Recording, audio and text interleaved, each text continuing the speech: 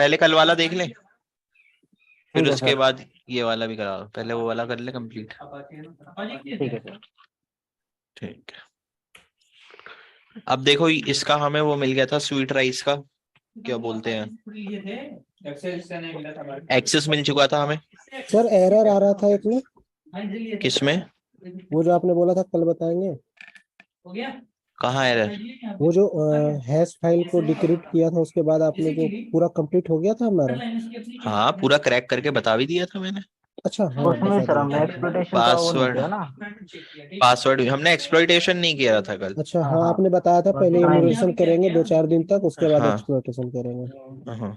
Okay sir. उसके बाद मैं टेक्निक्स बताऊंगा तुम लोगों को कैसे वो करते हैं, फिर एक्सप्लॉइटेशन फिर एस्केलेशन के टेक्निक्स बताऊंगा, बोला था मैंने तुम्हें। और क्या क्या परमिशन है, तो यहाँ पे दिखा है कि ये प्रोग्राम है जो रूट एक्सेस ले रहा है, बट नो पासवर्ड, तो पासवर्ड कोई रिक्वायर्ड नहीं है इसके लिए। ओके सर कोई नहीं सर। ठीक है, तो अब देखते हैं इसमें जो ये हमारा स्वीट राइस वाला आया है, ये जो पैनल आया है स्क्रीन इसमें। शेयर नहीं हो रही सर।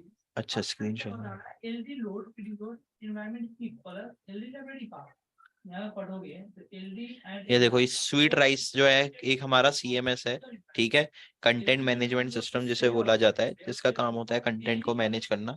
इसमें हम इजीली तुम देख सकते हो कंटेंट मैनेज कर सकते हैं, कोई कैटेगरी बनानी कैटेगरी, कोई पोस्ट बनानी है पोस्ट क्रिएट कर सकते हैं, सारा हमारा ग्राफिकली है। कोई भी सर हमें ये मतलब ये है क्या sweet rice dashboard current version मतलब क्या? देखो कंटेंट मैनेजमेंट सिस्टम सीएमएस बोला जाता है इसे, सीएमएस कंटेंट मैनेजमेंट सिस्टम होते हैं ये। इनका काम क्या होता है, जैसे हमें कोई भी वेबसाइट बनानी है, आपको कोडिंग वोडिंग नहीं आती, तो अब आप उसमें बिना कोडिंग का यूज करे आप इन सब का यूज कर सकते हो। इसमें सारा देखो, कोई पोस्ट बनाना है खाली बस इससे क्रिएट कर सकते हो, जैसे यहाँ पे कहीं क्रिएट का बटन आया क्रिएट कर दी। अब आप इसी को कोडिंग से बनाना चाहोगे तो उसमें पहले HTML का पेज डिफाइन करना पड़ेगा। HTML का पेज किस तरीके का होना चाहिए, पूरा स्ट्रक्चर उसका इस तरीके से। लेकिन यहाँ पे हमारा ये सब वर्क नहीं करता। तो सर इसे हम यूज कहाँ पे करेंगे, क्या काम में आता है ये? वेबसाइट सीएमएस, डिजाइनिंग की में काम आता है भाई। सीएमएस हाँ सर। ये वेबसाइट में काम आता है ना, जो वेबसाइट आप डिजाइन करते हो, जो भी वेबसाइट आप बनाते हो, आजकल सीएमएस का यूज होता है उन सब जगह। अच्छा कंटेंट मैनेजमेंट सिस्टम बोला जाता है। तो अब पूरा HTML का फ्रेमवर्क बना तो ये भी HTML में है, ये पूरा बना HTML में ही है, लेकिन आपको क्या है ये कंटेंट कोड मैनेज। लिखना नहीं पड़ेगा, ये कंटेंट मिला हुआ है बस हमें फिल करना है। हाँ बस आपको ये कंटेंट मिल रखा है, जैसे नेम क्या रखना है, टाइटल क्या रखना है। नहीं तो अगर आप HTML में लिखोगे तो टाइटल भी देना पड़ेगा कोड इस लिखना तरीके से। पड़ेगा पूरा। इस तरीके से टाइटल टैग देना पड़ेगा, उसके अंदर आपको टाइटल देना पड़ेगा। अच्छा। लग क्या है नहीं। तो इस तरीके से हमारा कंटेंट मैनेजमेंट सिस्टम रहता है इसमें और ये सारा। ये सारा ये क्या है सर, जैसे इसके ये जो साइड में है पोस्ट लिस्ट क्रिएट, ये सारा नीचे तक दिया हुआ है होम तक, ये ये सारा सब क्या है? हाँ। ये सब आप सेटिंग्स कह सकते हो। देखो जैसे पोस्ट क्रिएट करनी है, कोई पोस्ट हो गई, पेज वेज हो गया किसी भी तरीके का, जैसे क्रिएट करके देख ही लेते हैं क्या होता है। जैसे मैंने डाल दिया नेम उमंग डाल दिया, स्लग भी उमंग डाल दिया, इसे जोशी डाल देता हूँ, चलो इसे जोशी। कहीं पर भी यूज कर सकते हैं सर? हाँ आप किसी में भी, page title hello, hello world, world keyword क्या होना है, ये सब तो हमारा उसके लिए डिजिटल मार्केटिंग के लिए, कीवर्ड वीवर्ड SET DE tag hashtag hashtag डाल देते हैं। फिर उसके बाद ये देखो विजुअल, यहाँ पे जो भी हम डालेंगे वो विजुअल्स में देखना है। हेलो माय नेम इज उमंग, तो ये दिखेगा कैसे, विजुअल में देख लेते हैं, इस तरीके से हमारा दिखेगा। अच्छा आपको कुछ चेंज भी करने एडिट जैसे, वगैरह कर सकते हैं जैसे वर्ड में हाँ करते अब हैं MS देखो, वर्ड में। अब अगर आपको बोल्ड करना है तो बोल्ड इस तरीके से कर सकते हो, इटैलिक करना है।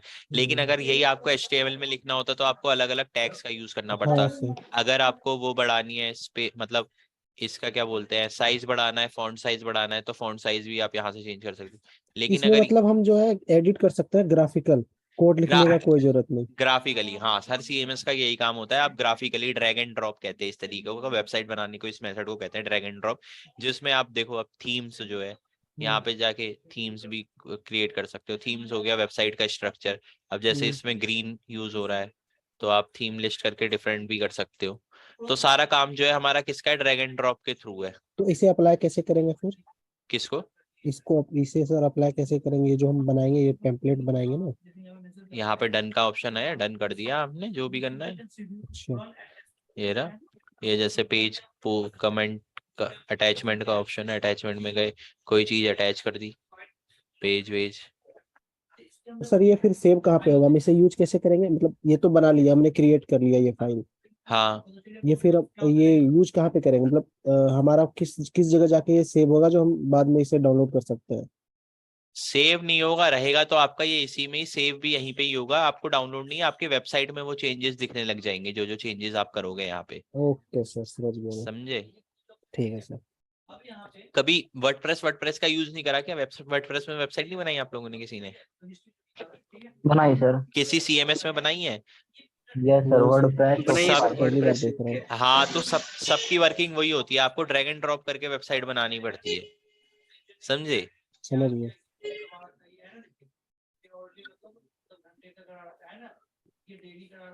ओके सर, समझ गया अब सर। ठीक है, समझ गए? तो तो इसमें सी आईडी बनानी पड़ती होगी ना सर? नहीं, ये आपको इंस्टॉल करना पड़ता है, ये जो आपको सीएमएस होते हैं ना, ये आपको इंस्टॉल करने पड़ते हैं। जब अच्छा। आप होस्टिंग खरीदते हो तो उसी में आपको ऑप्शन आ जाता है कि आप कौन सा सीएमएस इंस्टॉल करना चाहते हो। तो अगर ओके आप सर। सीएमएस इंस्टॉल नहीं करना चाहते, पीएचपी की बनाना चाहते हो, तो पीएचपी के टाइप से बना लो, जिस हिसाब से आपको बनानी है उस टाइप से। अच्छा, इसका भी अलग अलग टाइप होता है? हाँ, इसके भी अलग अलग तरीके होते हैं। Okay sir. बहुत तरीके के हमारे सीएमएस आते हैं, देखोगे तो ओ- इस ये देख सकते हो। Okay sir. यानी कि अगर HTML का है लिस्ट, सर, तो उसके जो बैकएंड में होगा HTML का कोड होगा, PHP का होगा बैकएंड में PHP का कोड होगा, और PHP का जैसे वो शो करता है। नहीं नहीं, देखो HTML, इन सब में HTML का कोड होगा, सब में अच्छा। HTML, सब में PHP का कोड होगा, जो PHP का पेज होगा उन सब में PHP का कोड होगा। Okay sir. अगर किसी और से बन रखा होगा तो उस चीज का, जैसे जेंगो सीएमएस है, इसमें पाइथन का कोड होगा। ठीक है? तो सबके अंदर कोड तो होगा, लेकिन हमें कोडिंग से इतना लेना देना नहीं होगा, बस इसमें हमें ड्रैग एंड ड्रॉप करके वो करना समझ पड़ेगा गया सर, मैं सारी अब चीज। समझ गया, अब समझ गया ये सर। सब हमारे सीएमएस है, ये देख सकते हो, ये जो ये लिस्ट है ना, ये सब हमारे सीएमएस है। सबका अलग अलग तरीका होता है हमारा। कोई भी यूज कर सकते हैं, सारा पैड है सर इसमें सभी? सर आज हम वर्डप्रेस वर्डप्रेस को एनुमरेट करने वाले हैं क्या? हाँ हाँ, तो सर सारा, वर्डप्रेस की ना ऑलमोस्ट 60% वेबसाइट वर्डप्रेस वर्डप्रेस पे होस्ट है। हाँ तो इसकी टेक्निक्स थोड़ा ज्यादा होनी चाहिए, हमें पता। हाँ हाँ हाँ, सर, दो बताओ तीन दिन बताओ। इसको लेके चलो सर आप। हम्म, अब दो देखो, चार क्लास लेके ये जो चलो ये इसका। ये जो ये सीएमएस होते हैं, सबका अलग अलग मेथड होता है, वेबसाइट बनाने का, डिजाइन करने का, हर चीज का अलग अलग वो मेथड रहता है। ये स्टैंडर्ड एरर आउटपुट होते हैं, ठीक है। अब जैसे हमारा स्वीट राइस है, तो स्वीट राइस का सर्च कर लो, REVERSE, reverse shell technique.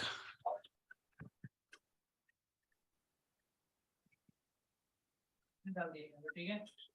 Slash कल जो हमने किया हुआ था सर, स्वीट राइस का ही किया हुआ था ना? स्वीट राइस ही सीएमएस है हमारा, इसमें जो सीएमएस है हमारा स्वीट राइस है। देखो सीएमएस भी बहुत तरीके के आते हैं, सबका अपना अपना तरीका होता है उस वो लेने अलग का। अलग टेक्निक। हाँ, सबकी अलग अलग टेक्निक होती है, तो तुम सर्च कर सकते हो किसकी क्या टेक्निक है। अब जैसे इसमें एक एड्स वाला वो है, कल कल जो सर आपने वो रिवर्स सेल लिया हुआ था, तो इसी का लिया हुआ था ना?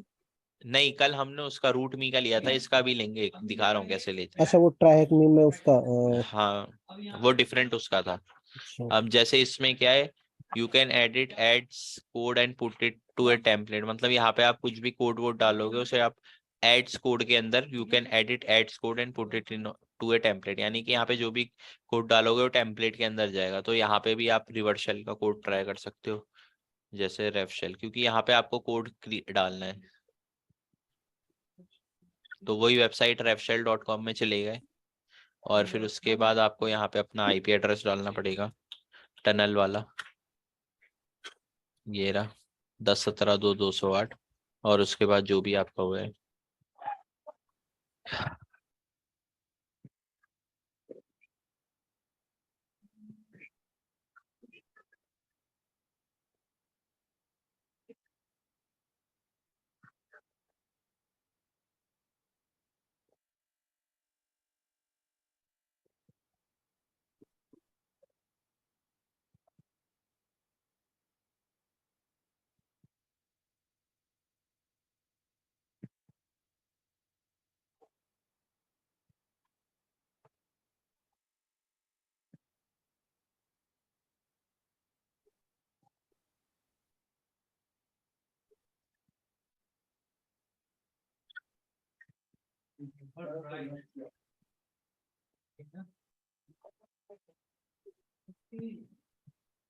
अरे यार टर्मिनल की निकल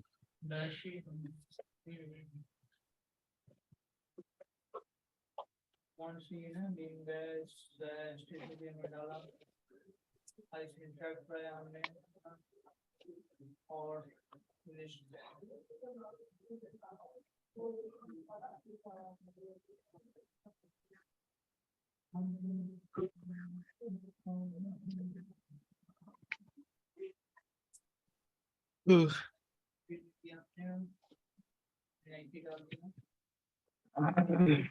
उसके बाद में कुछ इसमें देखते हैं मेरी के बाद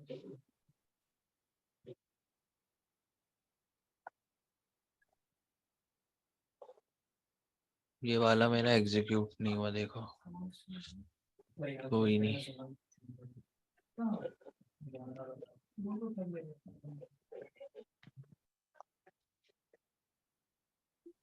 बस इतना बहुत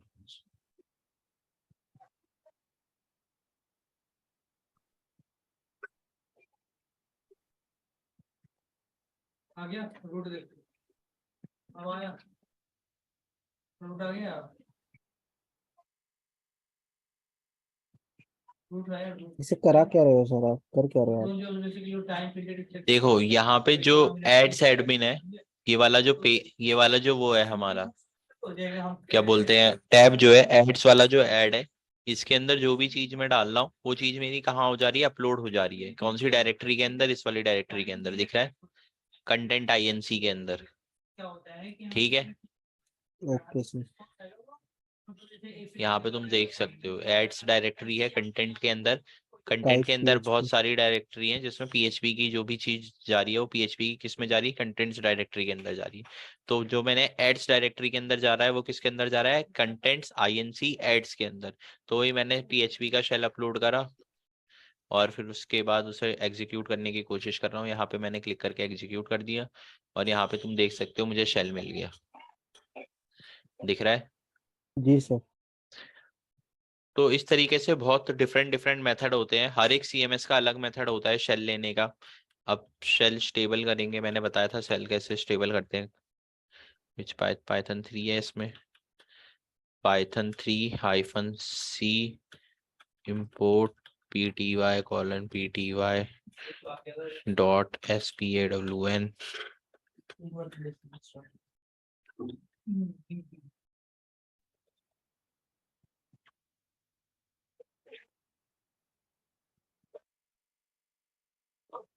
control pty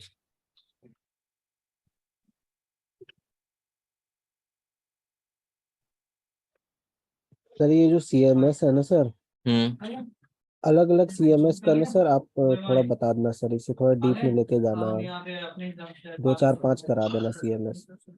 हाँ CMS बता दूंगा डिफरेंट डिफरेंट सब सारे CMS का देखो अलग अलग तरीका होता है सबका तुम किस में जो होगे पॉपुलर हो सर, जो ज्यादा मतलब हमने यहाँ यूज हो, बट ये तो एग्जीक्यूट हो गया जो ज्यादा यूज होती है वही बोल रहा हूँ सर मैं। एग्जीक्यूट हो ठीक है। गया टेक्निक वगैरह अलग अलग लेकिन यहाँ टेक्निक। पे वो परमिशन नहीं बता रहा है कि इन्फॉर्मेशन नहीं है लेकिन हम यहाँ पे देख सकते हो शेल जो है हमारा स्टेबल भी हो चुका है CD करके होम में कुछ सेट है नहीं OMI करता हूँ तो यहाँ पे मैं www डेटा के अंदर हूँ तो इस तरीके से हमारा क्या हुआ इसमें हमें शेल मिल गया परमिशन तो देता है ठीक है स्केल रिस्पॉन्ड करके दे देगा मुझे क्योंकि उसके अंदर के जो कोड था वो एग्जीक्यूट हो जा रहा है ठीक है डिवाइस अब कोई वर्डप्रेस वाला लेके चलता हूँ वर्डप्रेस का लेके चलो या उसका हैक द बॉक्स का बताता हूँ चलो सर सर ये हमें ट्राई हैक में यही नहीं समझ में आता कि ये तो मान लीजिए जिस तरह सर हैक द बॉक्स है, ट्राई हैक नहीं है, उसी तरह वर्डप्रेस भी है। नहीं नहीं वर्डप्रेस तो नहीं। वर्डप्रेस हमारा CMS है कंटेंट मैनेजमेंट सिस्टम जैसा अच्छा स्वीट राइस था ओके। वैसे ही हमारा CMS है वर्डप्रेस भी तो वर्डप्रेस में बहुत ज्यादा साइटें जो है वर्डप्रेस में बनी रहती है ठीक है इसके बाद सर वर्डप्रेस करेंगे 2 4 5। हाँ वर्डप्रेस भी बता दूंगा 2 4 5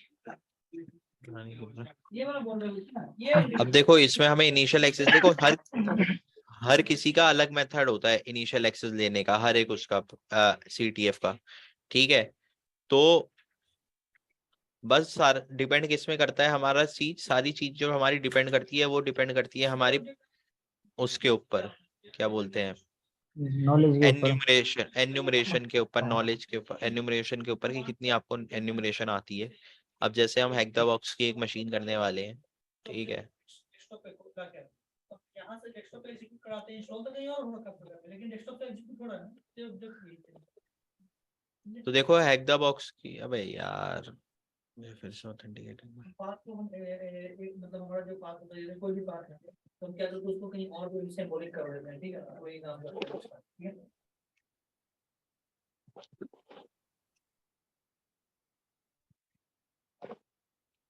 इसको है ना, तो हमारा नहीं है, हम 5 मिनट वाला करेंगे, ठीक है। 5 मिनट का मतलब हैक द बॉक्स का अलग VPN होता है, ठीक है। हैक द बॉक्स का VPN अलग रहता है हर एक उसका, ठीक है। इसमें है कि नहीं है, ऐड कर लेते इसमें है हैं। नहीं शायद ये वाला। तो ये सर उसे देखो, सेट कैसे करेंगे, इसमें सेट कैसे करेंगे? वैसे ही है भैया। हाँ बता रहा हूँ, देखो यहाँ पे जाना कनेक्ट टू HTTP, ठीक है। अब जो है हमें कौन सी मशीन करनी थी, कौन सी दिखा रहे थे तुम मशीन? लैब्स में। हाँ, या मशीन्स में। तो ये यहाँ पे वाली वो सारी, डिफिकल्टी लेवल सिलेक्ट कर लो सर, इजी करो डिफिकल्टी हाँ लेवल। तो ये वाली हमारी मशीन है, यही कर लेते हैं, ये वाली कर लेते हैं, चलो ठीक है। चलो ठीक है सर। ठीक है मीडियम वाली कर लो सर फिर। कर ले। अब देखो ये हमारी जो है अरीना की मशीन है, ठीक है।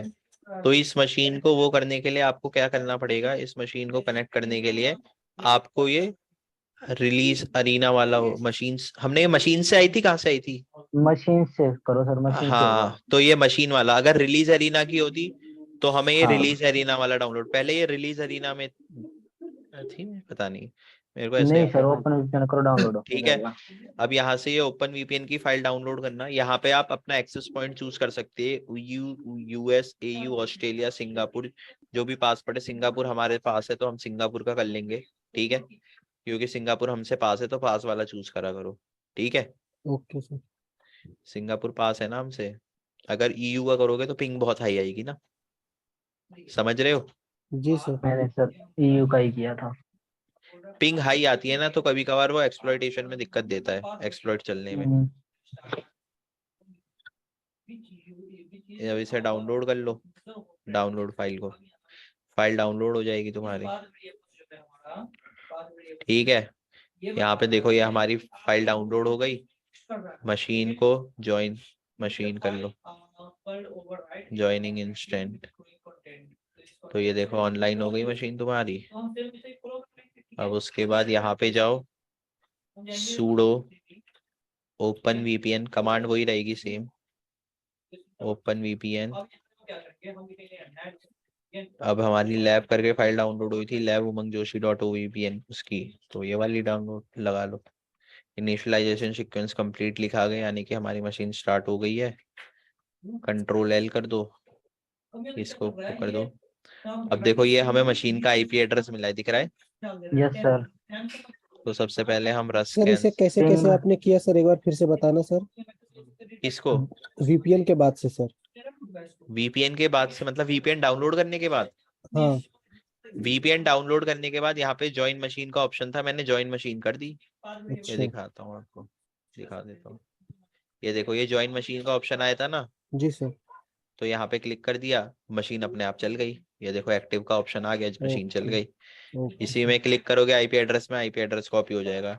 रस्कैन से स्टार्ट करते हैं, रस्कैन -8 एड्रेस डाल के, तो ये हमारा रस्कैन चालू हो जाएगा।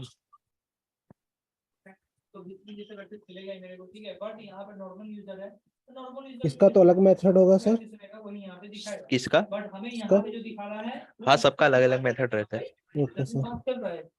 ठीक है, तो हमने यहाँ पे एग्जीक्यूट कर दिया उसको, अब हम क्या करेंगे, PNP, ठीक है,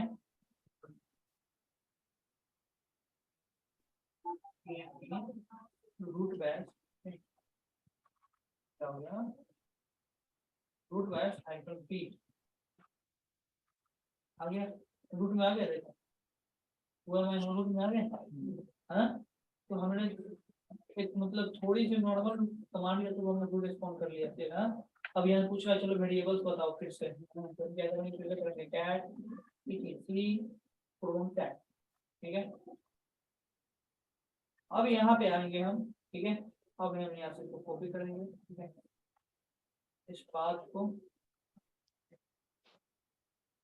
कॉपी दें, ठीक है, पेस्ट हो गया, ठीक है।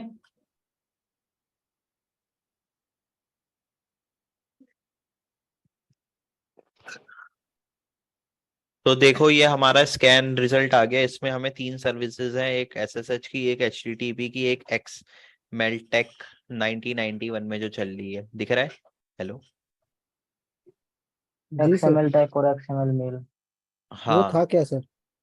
क्या कोई ये मेल सर्विस है, एक्सएमएल मेल सर्विस है एक्सएमएल की, ठीक है। तो अच्छा, अब हम nmap का इसमें फुल स्कैन लगा देंगे, यहीं पे ही लगा देता हूँ। nmap sudo से लगाना पड़ेगा, sudo nmap -sc -sv service version के लिए -t4 स्पीड के लिए -p उसके लिए 2280 और कौन सा है 9091 और कंट्रोल शिफ्ट वी करके आप वो डाल देंगे आईपी एड्रेस, मतलब मैंने कंट्रोल शिफ्ट सी से कॉपी कर रखा है तो कंट्रोल शिफ्ट भी कॉपी होगा। तो इस तरीके से अब nmap का स्कैन देख लेंगे हम, ठीक है। बहुत सारे हमारे पास सैंपल्स हो गया, इधर सैंपल्स होता है, ठीक है, तो वाइल्ड कार्ड भी ठीक है, मैच करवाना है 24 तो ये देखो nmap का स्कैन भी आ गया है हमारे पास, एक्सएमएल की सर्विस है पोर्ट 80 पे। देखो अब हमें पता चल गया इसमें सर्वर कौन सा चल रहा है, दिख रहा है आपको? Hello, ubuntu, yes sir. Ubuntu का सर्वर सर चल रहा है। और ये देखो ये वेबसाइट जो है, हम ये पोर्ट 80 में भी गया nmap का स्कैन, ये हमें इस यूआरएल पे रीडायरेक्ट कर रहा है, दिख रहा है आपको? हेलो, दिख रहा, यस रीडायरेक्ट सर। का लेकिन मतलब क्या सर? लेकिन did not follow did redirect not to, है। लेकिन रीडायरेक्ट कर रहा है लेकिन कर नहीं पा रहा है, इसका मतलब है डिड नॉट फॉलो, रीडायरेक्ट कर रहा है लेकिन कर नहीं पा रहा है इसके अंदर वो। रीडायरेक्ट का मतलब सर, मतलब सेल से कनेक्ट करा रहा हमें? नहीं, रीडायरेक्ट का मतलब मैं बता देता हूँ। देखो जैसे ही मैंने इसमें वेबसाइट खोली, ऐसे करके वेबसाइट खोली, तो ये मुझे क्या कर रहा है, किसी और वेबसाइट में, जैसे मैंने यहाँ वेबसाइट खोली, अच्छा, ये समझ गया मुझे, सर। ये देख रहे हो इस पे, इस यूआरएल पे रीडायरेक्ट मतलब दूसरी साइट पे भेज रहा है, दिख जो रहा है? मैं, हाँ समझ गया सर।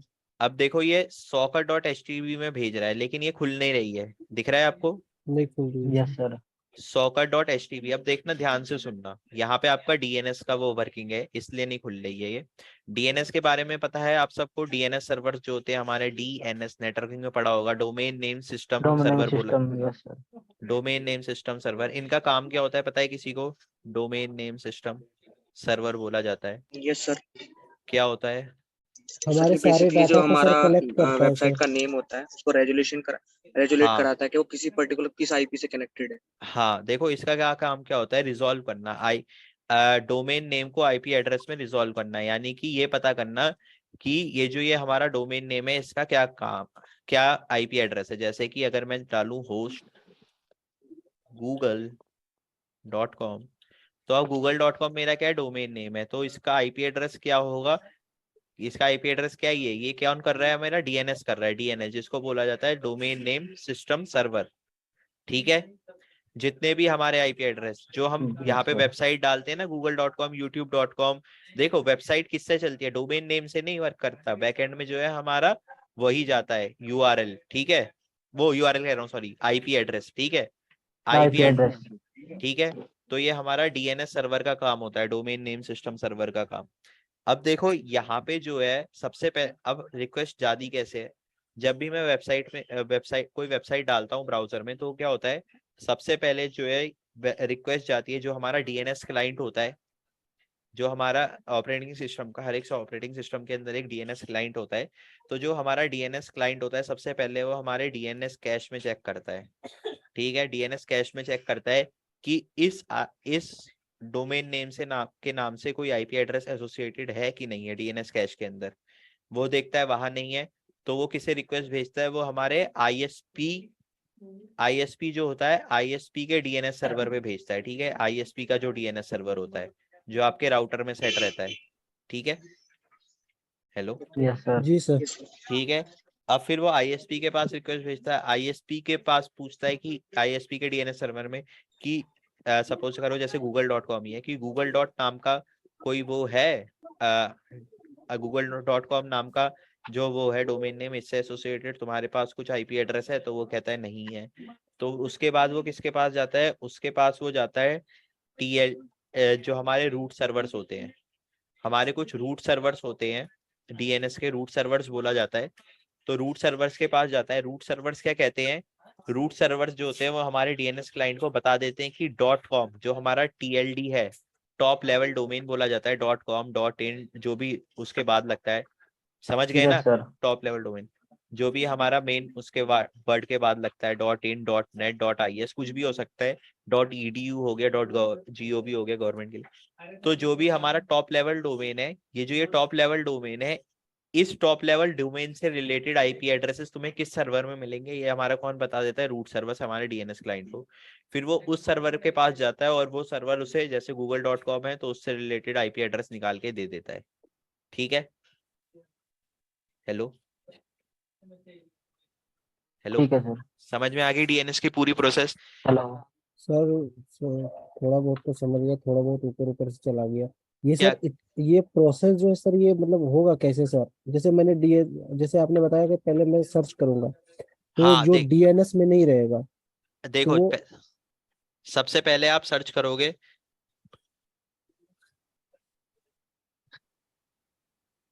सबसे पहले आप सर्च करोगे, ठीक है।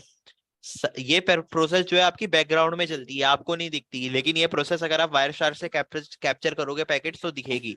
जब भी आप कोई नई वेबसाइट खोलते हो, आपको देखा होगा थोड़ा टाइम लगता है खुलने में, जी सर। तो वो इसीलिए लगता है। एक कभी अपने ब्राउजर की कैश मेमोरी डिलीट करना और अपना डीएनएस फ्लश कर देना, ठीक है, और फिर वेबसाइट खोल के देखना, उसमें देखना टाइम लगेगा खुलने में। कोई भी वेबसाइट google.com facebook.com कोई भी वेबसाइट करना, खोल के देखना, उसमें टाइम लगेगा खुलने में, ठीक है, अगर आप एक बार कैश मेमोरी डिलीट कर दोगे तो। ये सारी प्रोसेस जो है आपकी बैकग्राउंड में चलती है, ठीक है।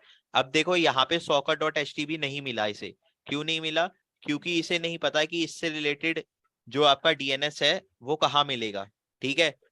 इसको किसी भी डीएनएस सर्वर में soccer.htb का आईपी एड्रेस नहीं मिला, इसलिए क्योंकि इसका जो आईपी एड्रेस है वो तो प्राइवेट उस पे है ना, तो ये कहाँ मिलेगा, तो ठीक है। सर इसने रिडायरेक्ट कहाँ पे कराया सर? ये तो एरर पेज पे रिडायरेक्ट कराया ना। ये soccer.htb में इस वेबसाइट रिडायरेक्ट, पे क्या है? इस वाली वेबसाइट में रिडायरेक्ट करा रहा है, लेकिन हो नहीं रहा है क्योंकि डीएनएस को पता नहीं, डीएनएस अच्छा, सर्वर को पता नहीं कि ये वेबसाइट कौन सा आईपी एड्रेस में है, इस वजह से। अगर वहां पे google.com अगर दिया रहता तो google.com यहाँ गूगल खुल जाता। हाँ गूगल खुल जाता अगर गूगल पे रिडायरेक्ट कर रहा होता तो, लेकिन ये हमारा ओके। soccer.htb में कर रहा है। तो अब हम क्या करेंगे, हमारी एक डीएनएस क्लाइंट की फाइल रहती है जो होती है हमारी etc होस्ट्स, ये वाली फाइल रहती है। तो इसके अंदर हम डाल देंगे ये वाला आईपी एड्रेस, इस तरीके से कुछ सूडो से खोलते हैं, ठीक है, रूट परमिशन चाहिए होती है इस फाइल को। etc ये हमारी डीएनएस क्लाइंट की फाइल रहती है, ठीक है, जिसके अंदर वो चेक करता है। तो यहाँ पे जाओ, यहाँ पे जाके क्या करना, ये जो ये आईपी एड्रेस है आपका, ठीक है, जी इसको सर। डालना etc होस्ट फाइल के अंदर जाके, और जिस भी वेबसाइट में रिडायरेक्ट, ये किस में कर रहा है, soccer.htb में, तो वो उसका नाम लिख दो, SOCCER soccer.htb, ठीक है। Ctrl+X करके सेव कर दो। अब देखना, तो ये जो रिडायरेक्ट किया हुआ, अब ये वेबसाइट ने हम पे, इसने हमें वेबसाइट पे रिडायरेक्ट कर दिया, दिख रहा है।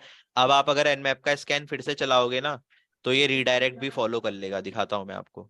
यही स्कैन चलाया था हमने nmap का। ये वाला प्रोसेस सर मैं समझा नहीं, आपने ये क्या किया, यूआरएल चेंज किया? नहीं मैंने कुछ चेंज नहीं करा, मैंने कहाँ चेंज करा, यूआरएल वही तो है, soccer.htb तो है यूआरएल, मैंने बस इसको इस वाली ETC होस्ट फाइल के अंदर ऐड कर दिया। ये जो ये फाइल रहती है ना हमारी, ये हमारी DNS क्लाइंट, जिसका मैंने बताया DNS क्लाइंट जो पूरी प्रोसेस हाँ, करता है DNS इसमें की। आपने ऐड कर दिया हाँ ये URL ऐड कर दिया। तो हाँ। ये और socket.html है जो उसमें मतलब जैसे पहले तो खुल नहीं रही थी क्योंकि उसे कभी मतलब कहीं मिला नहीं DNS में। DNS में IP एड्रेस, DNS सर्वर के अंदर IP एड्रेस नहीं मिला। अब मैंने DNS जो हमारा DNS क्लाइंट है उसकी सेटिंग फाइल के अंदर डाल दिया, जहां पे वो जाके चेक करता है DNS के लिए सबसे ओके पहले। सर, ओके तो समझ उसने गया मैं। सबसे पहले अपनी फाइल के अंदर जाके देखा, उसने कहा हाँ यार socket.htp से रिलेटेड जो IP एड्रेस है वो ये है, तो उसने हमें उसमें रिडायरेक्ट कर दिया। तो ये देखो खुल गई ना socket.htp। Okay yes sir. Sir. समझ में आ गया सबको? Yes sir. कोई डाउट? अभी तक तो नहीं सर। अब देखो ये रहा, खुल गया सॉकर इंडेक्स, दिख गया? Yes sir. Hmm, yes. देख दोनों में डिफरेंस इसमें डू नॉट फॉलो, अच्छा है redirect। आ गया ना? Yes sir. तो ऐसे तो को- कोई भी पेज अगर सर मतलब नहीं खुल रहा, रिडायरेक्ट करा रहा, तो मैं जाके चेंज अगर मतलब उसमें। अगर हाँ आपको IP एड्रेस पता है उससे रिलेटेड तो आप डाल दीजिए, वो खुल जाएगा। तो अब देखो ये हमारी socker.htp की वेबसाइट खुली है। अब मैं व्यू पेज सोर्स में जाके देख लेता हूँ पेज सोर्स के अंदर कुछ है डेटा की नहीं है। कुछ कमेंट्स वमेंट्स तो नहीं है इसमें अंदर कमेंट्स। robots.txt की फाइल देख लेता हूँ, ROBOTS robots.txt। ये वाली फाइल भी नहीं है इसके अंदर। अब मैं क्या करूंगा, यहाँ पे ब्रूट फोर्सिंग के लिए लगा दूंगा। ठीक है, ब्रूट फोर्सिंग के लिए लगा देता हूँ FEROX ferox buster -URL Ctrl+Shift+V। और ये देखो मेरा ब्रूट फोर्सिंग के अंदर लग चुकी है। ठीक है, आप भी कीजिए यहाँ तक की प्रोसेस। एक द बॉक्स में वो कर लेना साइन ठीक अप है माय। सर। ठीक है, मैं आया 5 मिनट में। मैं भी आ रहा हूँ 5 मिनट में सर।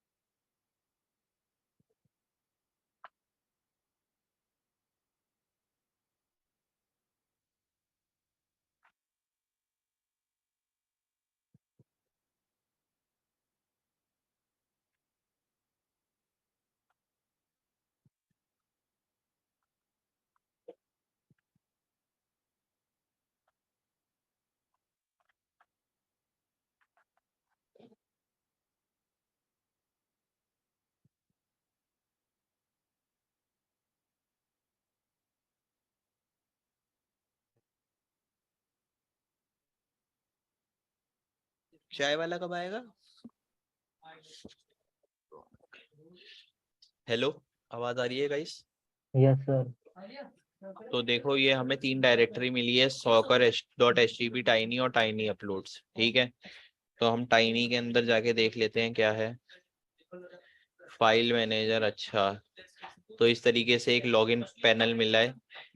ये भी क्या है, H3 के tiny file manager.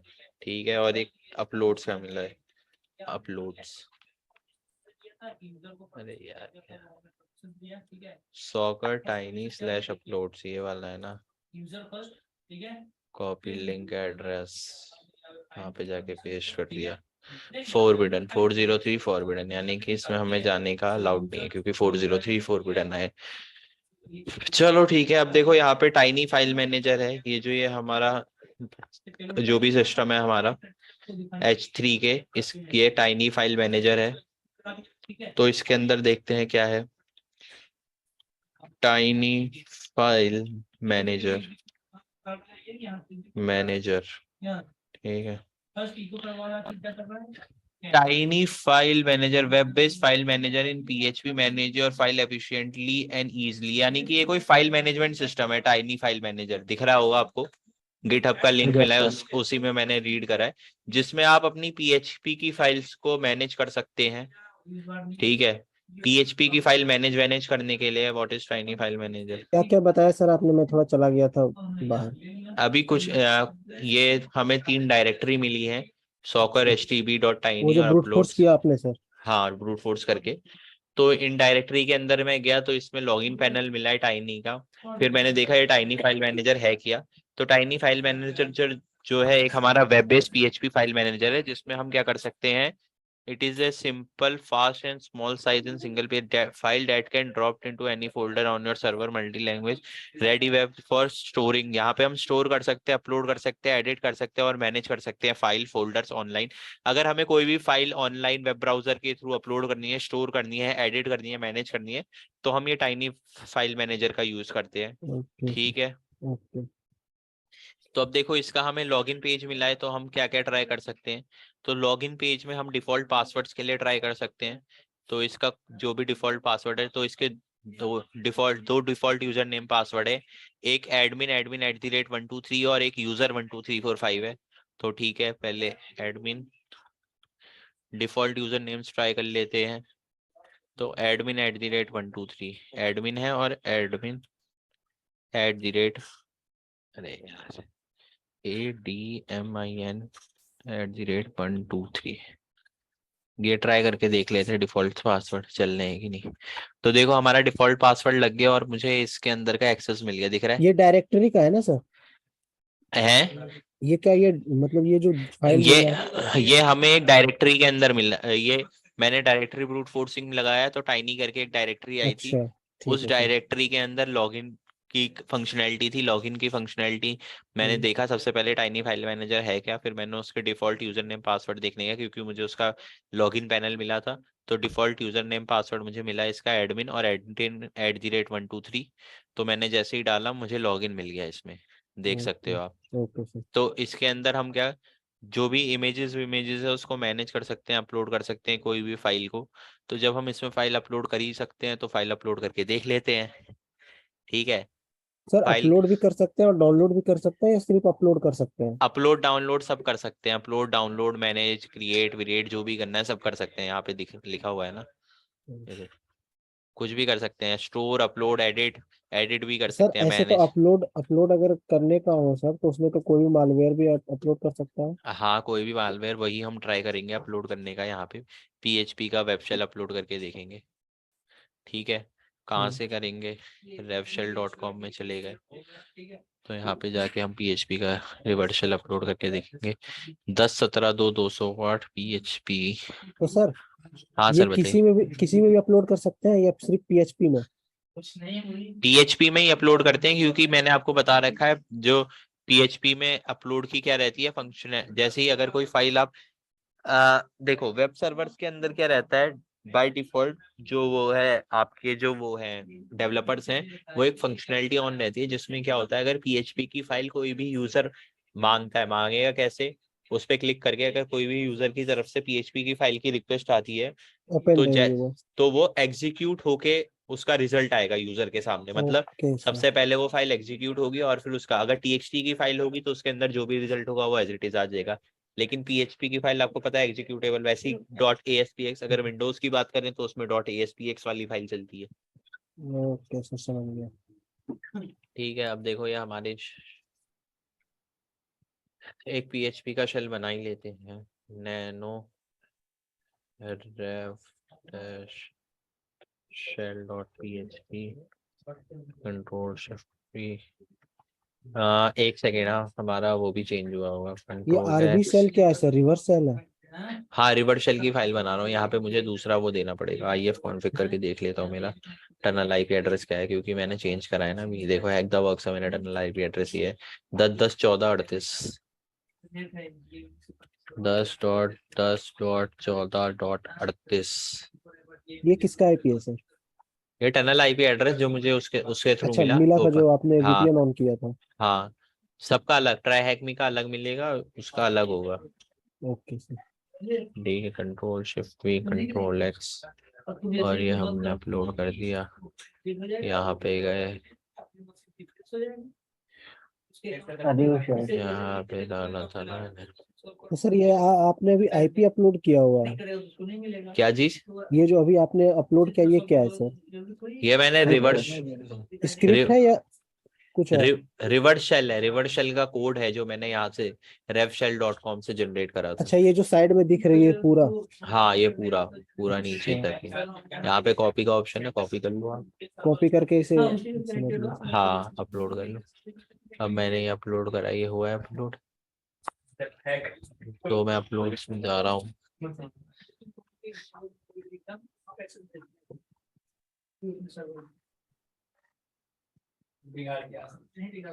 The specified fold for upload isn't writable, यानी कि मैं यहाँ पे राइट वाइट नहीं कर सकता हूँ फाइल।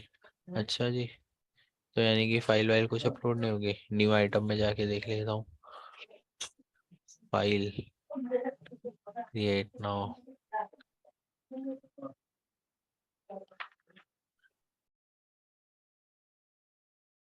सर अभी कर रहे हैं, बाद में दोबारा काम करेंगे, जैसे फिर से तो दिखाएगा नहीं। Can not open file. अच्छा जी, यहाँ पे फाइल अपलोड होगी नहीं। टाइनी फाइल मैनेजर और PHP अपलोड्स, यहाँ पे अपलोड करके देखूँ। रिसेट कर दो फोल्डर, ठीक है? रिसेट कर दो, तुम्हारा सब रिसेट हो जाएगा। फिर से जीरो पे चलाएगा मैडम। क्या हो गया? फिर से वो चलाएगा। फिर रिसेट हो गया, ये देख लो, तुमने जो भी टिक कर रखे थे सब रिसेट हो गया होगा, देख। अच्छा यही एक लैब रिसेट हुई होगी ना, ये सारी लैब। तो देखो उस वाली डायरेक्टरी में तो हमारी अपलोड नहीं हुई थी। कौन सी डायरेक्टरी में अपलोड हुई है? ये हमारी टाइनी अपलोड्स के अंदर, टाइनी अपलोड्स, और फिर उसके बाद हमारी जो है फाइल अपलोड हुई है। फिर से चलेगी ये फाइल। सर तो टाइनी इसे अपलोड्स नहीं हो रही, फिर से फोल्डर कर। Is empty. तो सर जिस जिस फाइल में, मतलब जिस डायरेक्टरी में करना चाहता हूँ उसी में ना होगा, दूसरे में कैसे हो जाएगा? अब वहां पे राइटेबल की वो नहीं आ रही थी ना जब मैंने यहाँ पे देखो, यहाँ पे थे हम सबसे पहले। यहाँ पे मैं अपलोड करने की ट्राई कर रहा था अपलोड बटन से नहीं वर्ड हो पा रहा था। www.html में। तो यहाँ पे लिखा आ रहा था दिस फोल्डर इजंट राइटेबल। देखो यहाँ पे लिखा है the specified folder for upload isn't writable, समझ यानी कि गया। यहाँ पे अपलोड नहीं हो रही। तो इसलिए मैं यहाँ पे टाइनी में गया, टाइनी के अंदर एक अपलोड्स करके फोल्डर, उसमें गया। यहाँ पे मैं ट्राई कर रहा हूँ अपलोड करने का, revshell.php। यहाँ पे मैंने अपलोड करा तो यहाँ पे अपलोड हो गई है सक्सेसफुली, कोई एरर मैसेज भी नहीं आया है मेरा। तो यहाँ पे देखो revshell.php अपलोड हो गई है। इस पे मैं क्लिक करता हूँ तो ये फाइल तो अपलोड हो जा रही है मेरी यहाँ पे। ठीक है, तो यानी कि अब मुझे यहाँ पे क्या करना है, netcat-lvp कौन सा पोर्ट था हमारा? 4x2 इस पे गए और फिर उसके बाद इसको मुझे वो करवाना है। तो यानी कि इसमें soccer.html/tiny uploads/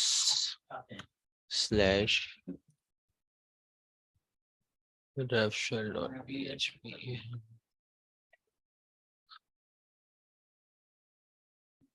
ये मैंने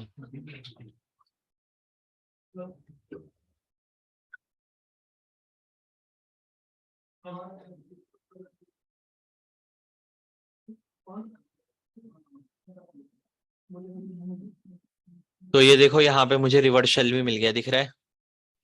Yes, sir. Hello, who am I करता हूँ तो मुझे यहाँ रिवर्स शेल भी मिल गया। अब मैं इसे स्टेबल कर लूंगा विच पाइथन देख के, पाइथन नहीं है इसमें, यानी कि पाइथन 3 होगी, WHICH विच पाइथन 3। पाइथन 3 है तो कैसे करूँगा, पाइथन 3-c import सर ये pty:\wn। पाइथन के अलावा और मतलब कोई लैंग्वेज में हो जाएगा क्या, मतलब होता है क्या? जैसे पाइथन 3 है, ये सिर्फ हाँ पाइथन होगा या पाइथन 3 पाइथन 2 ऐसा होता है, या फिर हाँ और भी कोई लैंग्वेज में होगा ये? और कोई लैंग्वेज में होगा ये कह रहे हो? हाँ सर, जैसे मान लिया जाए ये तो हाँ पाइथन में, तो हम पाइथन 3 लिख के -c दे देते हैं, अगर और कोई लैंग्वेज में हो फिर? हाँ, और भी लैंग्वेज अगर वो है, पर्ल में भी हो जाता है। सबका अलग अलग मेथड रहता है। अच्छा।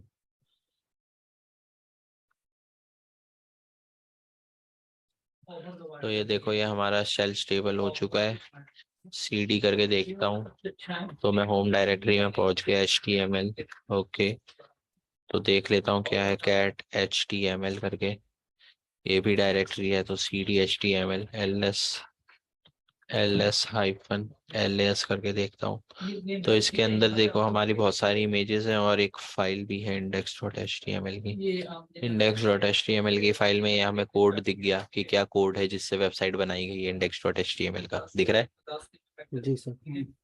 अब यहाँ पे तो ये आ गया। अब हमें उसका सर्वर का एक्सेस मिल चुका है, तो यहाँ पे अब थोड़ा वो करेंगे, क्या बोलते हैं, फाइल्स देखेंगे क्या क्या है किस फाइल के अंदर।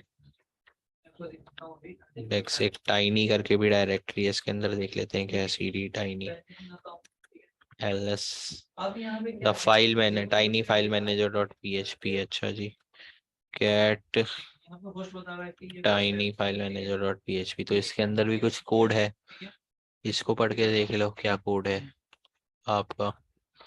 ये कोड तो सर समझ में नहीं आ रहा सर। php का कोड है ना ये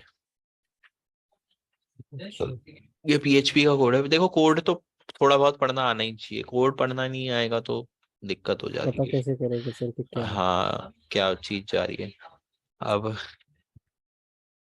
ऐसे तो सर मोस्टली वो PHP और पाइथन यही तो मिलेगा ना, मिलेगा। PHP, हाँ, अगर आप वेब में जाना चाहोगे तो मोस्टली जो है आपका PHP, जावास्क्रिप्ट, इन सब में, पाइथन इन सब में ही होता है डेटा। अगर आपको बाइनरी एक्सप्लॉइटेशन में जाना है तो C++, C हैश। मतलब एक लैंग्वेज सीखना ही पड़ेगा। हाँ, लैंग्वेज तो आनी ही चाहिए एक आध, मतलब दो तो आनी चाहिए, दो लैंग्वेज तो आनी ही चाहिए, तभी है कि पता नहीं? कर पाएंगे कि इसमें क्या कर रहा है, इसका क्या मतलब है। हाँ, इसमें क्या कर रहा है, अगर नहीं आएगी तो आपको पता कैसे चलेगा, है कि नहीं? बात तो सही है सर। जब तक कोड रीड करना ही नहीं आएगा तो कोड के बारे में वो कैसे पता करोगे, कैसे करेंगे क्या पता है? कैसे करेंगे? अब जैसे देखो यहाँ पे ये दे रखा है ऑथ यूजर्स के लिए, जो यूजर से ऑथेंटिकेट कर सकते हो, उसका एडमिन का हैश दे रखा है। हैश का वो क्या है, admin@123। यूजर, एक यूजर है उसका हैश दे रखा है। पासवर्ड क्या है, 12345, यानी कि डिफॉल्ट ही है, कुछ चेंजेस नहीं है। तो इस तरीके से हमें कोड रीड करना पड़ेगा, ठीक है? ठीक है सर। तो यहाँ पे हमें इनिशियल एक्सेस मिल गया।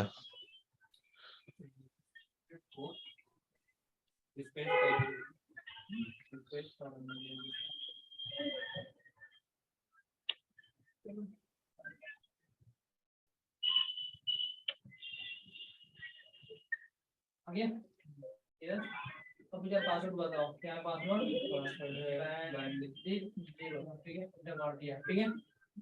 क्या बता रहा है ये? This is the overwire game server, ठीक है। मेरा बताओ अब लोग सही जाता है ना।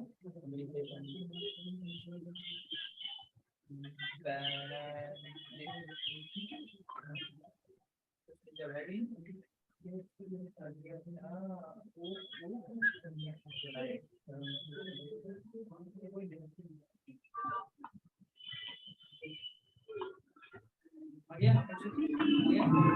यहाँ पे पढ़ोगे, यहाँ पे कुछ चीज बताएगा ये कैसे काम कर रहा है ये, ठीक है। ये लिखा हुआ OT ओवर द वायर, ठीक है। अब यहाँ से यूजर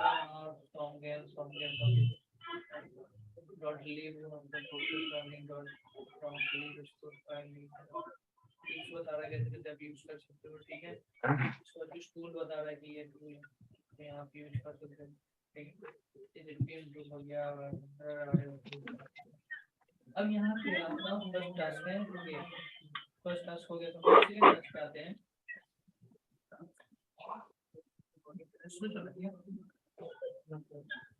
ये हो गया अब देखिए फर्स्ट क्या पूछ रहा है, देखिएगा बोल रहा है कि the password next level is stored in file पर, ठीक है। इसमें कुछ है यहाँ पे, ठीक है, यहाँ पे readme में, ठीक है। अब वो ऐड करके readme को करना है, ये आपका पासवर्ड हो गया, ठीक है। अब आप कॉपी कर लीजिए, इसको कॉपी कर ली। अब क्या बता रहा है, whenever you find a password leave for level in the SSH on port external login continue to the game। तो हम क्या करेंगे इससे से, ठीक है। और जो आपका यूजर है वो हम डालेंगे, क्या नाम है हमारे यूजर का, वैन 0 है, ठीक है। और जो आपका ये था सर्वर था, क्या था, ये था, ठीक है। कॉपी डाल दिया, ठीक है। सर आज की रिकॉर्डिंग कब मिलेगी? ठीक है, यस मिल जाएगी यार, बोल दूंगा मैं अभी शुक्र से। क्योंकि सर प्रैक्टिस नहीं हो पाती, मैं देख भी नहीं पाता हूँ। जैसे मैं ड्यूटी चला जाऊंगा तब सर ये तो होता है ना सर, मैं बैठे बैठे मोबाइल में भी मैं देख सकता हूँ, तो वो एक रिवाइज हो जाता है सर। हाँ तो देखो यहाँ पे हमें जो है एक दूसरा वो मिला है सब डोमेन, देख सकते हो आप, sockplayer.htb दिख रहा है। हेलो, ये कैसे यस पता किया सर। सर आपने? ये कुछ जब मैं इन्यूमरेशन बताऊंगा तो 2-4 डायरेक्टरीज होती हैं, कुछ डायरेक्टरीज होती हैं जिनके अंदर आपको देखना पड़ता है। तो किसी भी डायरेक्टरी के अंदर, ऐसे किसी भी डायरेक्टरी के अंदर नहीं देखा मैंने, कुछ डायरेक्टरीज होती है जिसके अंदर आपको इन्फॉर्मेशन मिल जाती है जो कि आपकी यहाँ पे रहती है, ठीक है। पहले मैंने होम वाली डायरेक्टरी देखी थी, इसके अंदर कुछ डेटा है कि नहीं, तो इसके अंदर जो डेटा था उसमें जाने की मेरे को परमिशन नहीं थी, ये वाला जो तो था। परमिशन ले सकते हो ना सर? ये देखो परमिशन देना है, तो परमिशन तभी तो लेंगे जब हम प्रिविलेज एस्केलेशन की प्रोसेस कर पाएंगे, है कि नहीं। हाँ। अभी जब जो है सबसे लोअर लेवल यूजर है हम, www डेटा, इसके हम्म, अंदर यूजर्स कितने हैं कैसे देख सकते हैं, पासवर्ड फाइल के अंदर मैंने बता भी रखा है आप। तो इसके अंदर देखो हमारे कितने यूजर्स हैं, एक तो रूट यूजर हो गया, ठीक है, एक प्लेयर यूजर हो गया, 2 यूजर हैं, और एक और एक www डाटा 3 में सर। डेटा जिसके अंदर हम हैं, तो 3 यूजर हैं, एक www डेटा जिसके अंदर हम हैं जिसमें वेबसाइट है होस्ट, और एक प्लेयर है, और एक रूट यूजर है। तो टोटल 3 यूजर हैं, एक के अंदर हम हैं। अब हमें अगले यूजर तक पहुंचना है, रूट यूजर तक पहुंचना है, हमारा जो मेन टारगेट है। तो इसके अंदर मैंने कुछ डायरेक्टरीज देखी, तो उसके अंदर एक होम वाली देखी, उसके अंदर परमिशन नहीं थी। तो etc nginx एक डायरेक्टरी है जिसके अंदर हमें जो जो साइट से रिलेटेड इंफॉर्मेशन होती है वो किसके अंदर रहती है, nginx की। जो etc फोल्डर के अंदर हमारा उबंटू का है, तो उबंटू में कौन सी वो चल रही है, इसमें nginx का सर्वर चल रहा है। कैसे पता चला था हमें nginx का सर्वर चल रहा है, याद है पहला जो एरर मैसेज आया था, हेलो, कहाँ पे यस सर? सर। हाँ, तो फिर एरर मैसेज के नीचे ही लिखा हुआ था nginx, ये देखो यहाँ पे भी लिखा हुआ है, उसी अच्छा। तरीके से वहां पे भी। तो nginx के अंदर मैं गया, वहां पे मैंने देखा तो बहुत सारी डिफरेंट डिफरेंट फाइल्स थी। मैंने साइट्स इनेबल्ड वाली डायरेक्टरी के अंदर गया, तो देखा इसके अंदर एक और साइट इनेबल्ड है जिसका नाम है sockplayer.htb, दिख रहा है। जी सर। ये हमारा जो है ऑथेंटिकेशन प्रोसेस को लोकल होस्ट के थ्रू, सर पीछे से आवाज बहुत आ रही है। यार किसके आ रही है, मेरे नहीं आ रही है। तो देखो ये जो मैंने इसके अंदर का डेटा रीड किया, तो ये प्रॉक्सी लोकल होस्ट के थ्रू अपने पासवर्ड वासवर्ड सेंड कर रहा है, यहाँ पे मुझे पता चला।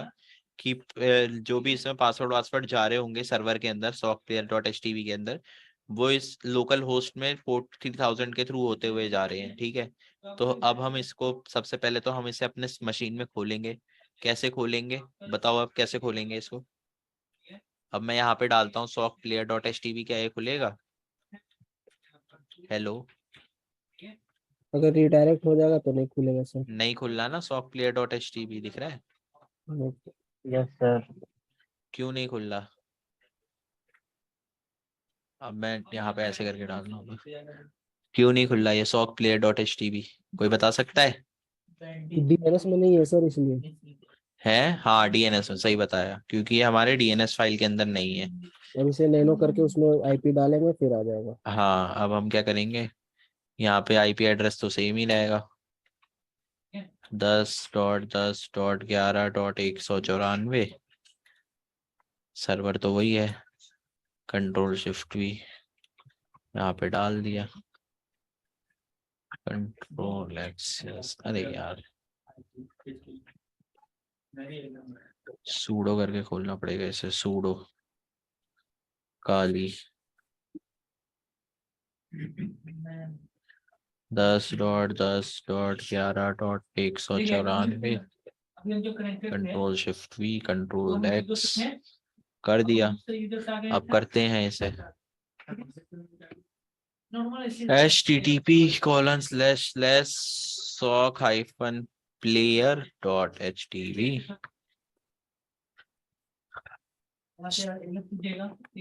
वही वेबसाइट की वही है। ये तो सेम ही है।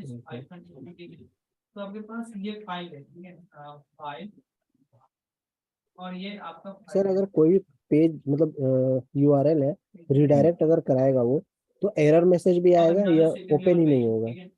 अब बोल रहा है एरर मैसेज भी आएगा, दिखा देगा वो। मतलब कभी हो सकता है तो एरर भी आए या फिर ओपन भी ना हो, ये दो हाँ, केस हो सकते हैं। एरर तो वैसे ही ओपन ही नहीं होगा, उसकी एरर दिखा देगा कि क्यों खुल नहीं रहा है ये, या तो आपकी वो इंटरनेट में कुछ नेटवर्क प्रॉब्लम आ रही होगी, इस तरीके से मैसेज एक वो दिखा दे। होता है ना सर, एरर 404। 404 नॉट फाउंड तो तब आता है जब आपका जो पेज है वो वेबसाइट में एग्जिस्ट ही नहीं करता है। आपने अच्छा सर आईपी तो इसकी उसी से कनेक्ट कराया ना, तो पिछले वाले सर उसका आईपी एड्रेस हटा दो हाँ, ना पहले वाले का, socket.htv का। नहीं नहीं, वैसे भी हो जाता है। अब वो कुछ रुक जाओ, हाँ, एक सेकेंड, जो गलती हुई है, अरे यार,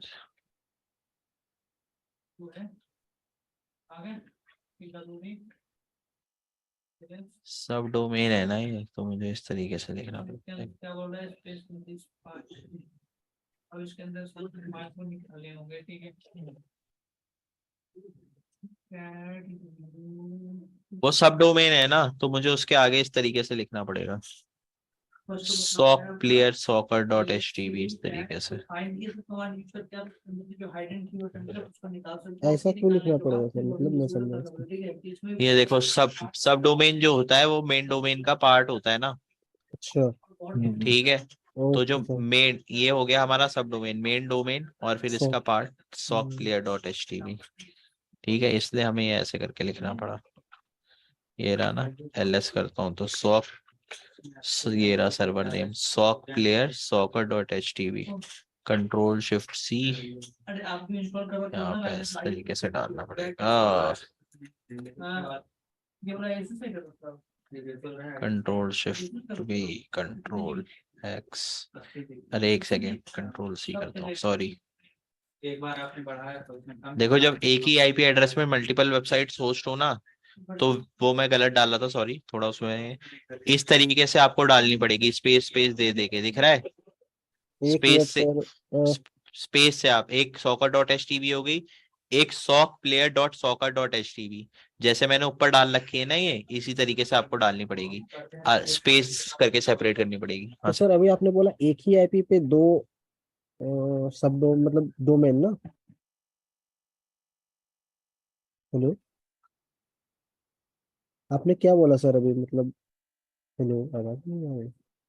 हेलो। मेरे पास तो आ रही है भाई। सर की आवाज नहीं आ रही। एक सेकंड रुको, क्या हुआ? वो कहीं गए होंगे सर। हाँ हाँ, इसको क्या बोलते हैं? अकाउंट डिवाइड होना चाहिए बस। इसको ऑब्फस्केट वो एक्सटेंशन मेथड, ऑब्फस्केट करते हैं एक्सटेंशन इसको। PHP करता है। हाँ, तो क्या बोलते हैं? वर्जन नहीं नहीं, PHP का एक्सटेंशन जहाँ हमको मिल जाएगा कि कौन कौन सा एक्सटेंशन यूज कर सकते हैं उसकी भी हैट्रिक्स में मिल जाएगा। हाँ, फाइल अपलोड रेस्ट्रिक्शन बाईपास करना सारे आ जाएंगे। हेलो, जी सर। तो देखो इस तरीके से आपको सेपरेट करना पड़ेगा ये। सर अभी आपने क्या बोला था सर, मतलब एक आईपी पे 2 होस्ट होंगे? अगर एक आईपी पे मल्टीपल वेबसाइट्स अगर आपकी होस्ट हैं, अगर आपकी एक आईपी एड्रेस में मल्टीपल वेबसाइट होस्ट हैं, तो ऐसा जैसे मैं, होता है सर? और क्या, कई कई सिनेरियो में होता है। और क्या बोलते हैं, अब तो और भी ज्यादा होने लगा है। तो सर आपके ऐसे कैसे होगा सर? तो मतलब भाई कितने पोर्ट्स रहते हैं हमारे? 65,300। 535। 535। आप चाहो तो 65,535 पोर्ट पे, हर एक पोर्ट पे एक वेबसाइट होस्ट कर सकते हो। अच्छा। और क्या, एक आईपी एड्रेस में मल्टीपल वेबसाइट होस्ट हो सकती है हमारी। ऐसा नहीं है कि एक ही वेबसाइट होस्ट होती है। ठीक है, चलिए, मैंने आपको बताया भी था जब हेडर्स के बारे में बता रहा था, याद है? ध्यान नहीं होगा सर। हम्म। तो देखो अगर आपकी एक उसमें मल्टीपल वेबसाइट्स होस्ट हैं, तो आपको इस तरीके से स्पेस देके सेपरेट कर करके नाम डालना पड़ेगा, जैसे मैंने यहाँ डाल रखा है और ऊपर भी डाल रखा है, दिख रहा है? दोबारा नहीं दे सकता सर, मैं उसी लाइन में देना है? हाँ, उसी लाइन में देना होगा, एक ही लाइन में दिख रहा है ना, जैसे मैंने ऊपर भी दे रखा है, समझ गया सर। अलग अलग इसी तरीके से। मैंने ध्यान नहीं दिया था ना, तो इसलिए हो गया। इसे फिर से वो करूंगा तो डिफरेंट वेबसाइट खुलेगी। ये रही cat/etc host, ये रहा ना, suck Ctrl+Shift+C Ctrl+V, yes, take me to soft player. तो ये हमारी वेबसाइट खुल गई, इसके अंदर log in, sign up, match, different different वो हैं। मैच में चले गए, लॉग इन के अंदर चले गए, साइन अप का भी वो है, तो किसी भी उसमें चले गए। अब फिर हम आगे की फंक्शनैलिटी देखेंगे क्या है।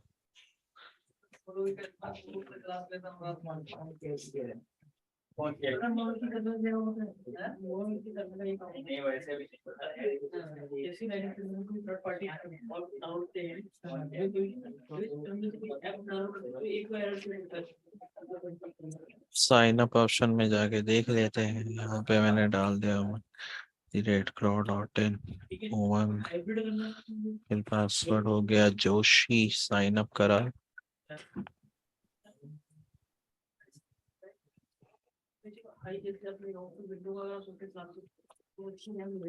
umang@crow.in और फिर पासवर्ड मैंने जोशी डाला था और फिर साइन इन करा।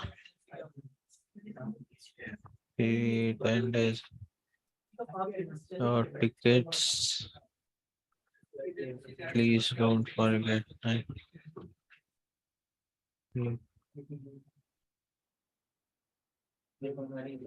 तो देखो मुझे इसमें कुछ वो फ्री टिकट कुछ इस तरीके का मिला है। ये है क्या सर? ये मुझे साइन अप करने के बाद मिला है, वेबसाइट के अंदर का ही डेटा, कि मैं मैच में गया, साइन अप करा मैंने, तो मैंने वो मुझे ये सबसे पहले ये पॉपअप होके मिला, फिर उसके बाद टिकट्स तो विकेट्स इसका सर वाला हम करेंगे क्या?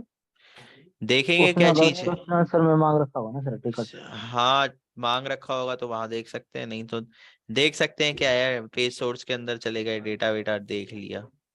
इस तरीके से हर एक उसके अंदर डिफरेंट डिफरेंट डेटा रहता है ना। अब जैसे देखो ये हमारा डेटा है, ये वेब सॉकेट बना रहा है, सॉकेट प्रोग्रामिंग का यहाँ पे यूज हो रहा है। अब तुम कहोगे पता कैसे चला, कोड रीड करके पता चला यहाँ पे। Web socket. हाँ, ये वाला कोड रीड करके पता चला। तो यहाँ पे ये क्या कर रहा है, WS sock player dot HTTP 9091 इस पोर्ट नंबर पे रिक्वेस्ट भेज रहा है। सॉकेट किसके लिए होता है सर? सॉकेट प्रोग्रामिंग होता है जब भी हमें दो नेटवर्क से बीच में कनेक्शन बनाना अच्छा। होता है, डेटा सेंड आउट करना पड़ता है, तो हम वहां पे सॉकेट प्रोग्रामिंग का यूज करते हैं। Okay sir. ठीक है। हम्म,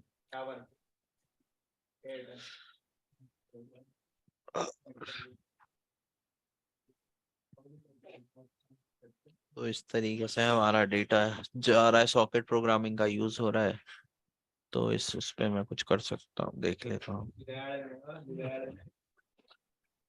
Python script to redirect SQL map request request.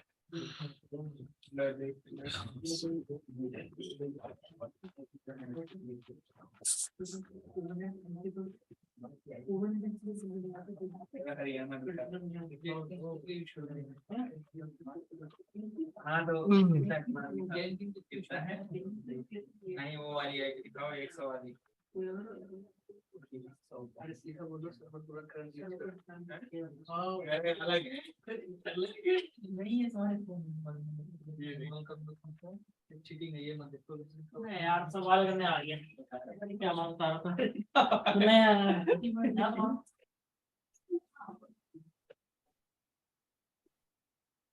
IP6 ठीक है IP4 ठीक है। ये क्या है सर? हेलो, हेलो, हाँ बोलो। ये क्या है सर? सीक्वल मैप की मैं कमांड देख रहा हूँ कि किस तरीके से मैं लोकल होस्ट से डेटा उस पे उसके थ्रू होके भेज सकता हूँ।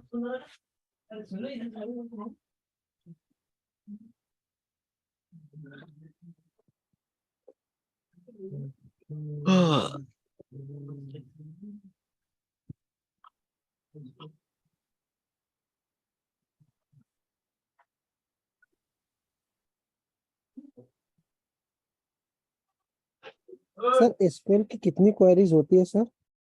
किसकी? एसक्यूएल की जो क्वेरी होती है कितनी होती है? 2 4 8 10? ऐसे कुछ क्वेरी नहीं होती, आपको बहुत, वैसे अगर आप देखने जाओगे तो बहुत सारी क्वेरी होती है, आपको क्वेरीज खुद बनानी भी पड़ती है। गेस करके? हाँ, गैस करके नहीं, कोड के अकॉर्डिंग। अच्छा, ठीक है। ये जैसे वो है 1 by 1 है। अब 1 by 1 हो गई, अलग अलग होती है वो, डिपेंड करता है कि बैकएंड में क्या कोड चल रहा है, उस हिसाब से आपको बनानी पड़ती है। वो तो लॉगिंग पेज के लिए पर्सनल होता है ना? नहीं, लॉगिन पेज के लिए भी होता है, स्लीप कमांड हो गई उसके लिए भी होता है, अच्छा। अलग अलग के लिए अलग अलग। वो डिपेंड करता है कि आप किस तरीके का सीक्वल इंजेक्शन फाइंड आउट कर रहे हो। Okay sir. मोबाइल का ये इधर जगह जाता है। अब देखो, अब हमें क्या करना पड़ेगा इसमें, यहाँ पे जो है ये सॉकेट प्रोग्रामिंग का यूज कर रहा है किसी और को रिक्वेस्ट सेंड आउट करने के लिए, तो हमें देखना पड़ेगा इस पोर्ट नंबर पे है क्या, और फिर हम आगे का वो करेंगे। तो कल देखते हैं इसे, ठीक है। बाकी का ओके आज सर। आज आप लोग इतना करना। आपको वहीं पे दिखा रहा है क्या? ये और हैक द बॉक्स पे जिसका अकाउंट नहीं है वो बना लेना, हाँ, आज की मशीन को वो करने के लिए। ठीक है। ठीक है सर, बना लूंगा सर, कोशिश करता हूँ। बना लेना। ये और सर ये बोल रहा था रिकॉर्डिंग का क्या होगा सर? रिकॉर्डिंग आज मिल जाएगी सारी? आज मैं बोलता हूँ HR मैम से, बोलता हूँ मिल तो जानी चाहिए। आप बात कर लेते सर, मिल जाता तो हाँ, बहुत अच्छा रहता सर। अरे भैया मैंने तो बात करवा दी थी, मैंने तो तुम लोगों से ही बात करवा दी थी एक दिन। मगर कहाँ क्या है करूं लो। सर, वो जब कर ही नहीं रहे तो मैं क्या करूं? तो मैं HR मैम से बात करता हूँ, मैम कहता हूँ मैं अपने बच्चे को रिकॉर्डिंग नहीं भेज रहे शुभम सर, क्या है ये। आप बोल दो सर कि अदर 22 तो मिल जा रहा सिंगल पर्सन को, हाँ। यहाँ तो ग्रुप में भी सेंड नहीं हो रहा। मैं बोलता हूँ। चलो ठीक है। क्लास हमारी हो गई सर अभी ऑफ? हाँ, कल मिलते हैं। Okay sir, bye sir. Bye.